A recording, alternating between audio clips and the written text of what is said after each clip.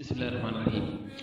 alhamdulil haqqil mubin man kawnahu liya yabin ala alkitabil mustabin maa jamii niami ahmadu rabbi al azim hamdan kasiran la yarim musalliyan ala alkarim qaadal wara lil munami askuru zal arsil majid sukran yulaaqihi almazid musalliman ala alwahid bi kalkali wa kalim mbokk yi gannaaw ñu sant borom bi subhanahu wa taala julli sant bi alayhi salaatu wasalaam noo ngi leen di wax asalaamaaleykum wa rahmatullahi taala wa barakaatuhu ñu dëkk di leen fàttaliwaat naafila guddik weeru koor gi ngeen si ànd ak seen mbokkum taalibe ndongoli Haaruna Nduur Jaalibatul Maraaxib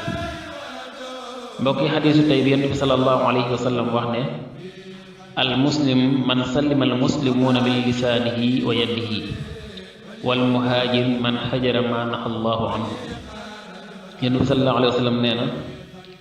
jullit mooy ki nga xam ne jullit ñi mucc nañ ci làmmiñam mucc ci loxoom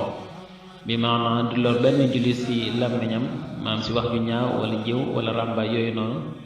waaye tamit fexe na ba jullit ñi mucc ci loxoom du ci jël alalu jaambur du ci lor kenn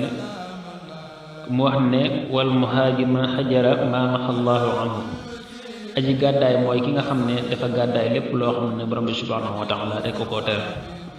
kon mbokk yi tey la guddi fukkeel ak ñett ku ci julli ñaari rakaa bu ci nekk faatiha benn yoon ak qul huwa allahu ahad juróomi yoon dees na ko ca tabaxal njënd lu rëy ci aljanna loo xam ne dina am juróom-ñaari néeg yoo xam ne lépp wurus lay doon néeg bu ci nekk dina am junney lal bu ci ne soxna nekk ca te dees na ko ca bindal tiyaabay ku woor ñaar fukki at